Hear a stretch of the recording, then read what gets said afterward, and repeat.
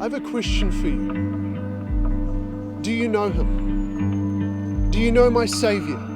Do you know my King? Do you know my Creator, the one who owns everything? You see, I was brought up in a family that believed, but it seemed every second person tried to convince me that they were deceived. To tell you the truth, I was just looking for truth, and religion wasn't really my thing.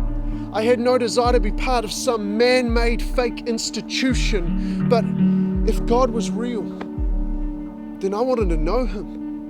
And if the Bible was true, then I had a reason for living. I had meaning. But if I was just a result of the Big Bang and evolution, then it didn't matter how I lived or what I did. It was merely a matter of opinion. You see, I had my questions and I had my doubts until He stepped in and He revealed Himself.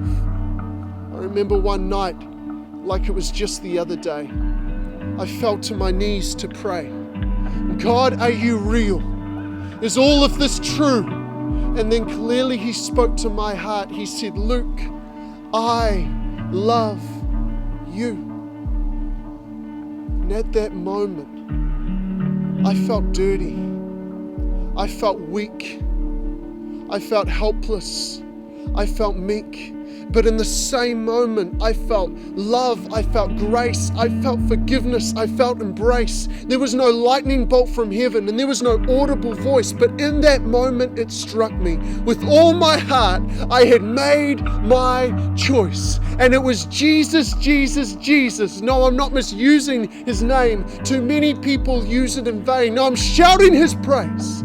For He is the one who died for me that day at Calvary when He hung on that tree to set me free. 3 days later, He rose from the grave, proving that you and I could be saved. And now He calls every man and woman to trust in Him, to leave their life of sin and to let Him in. We're all faced with a choice.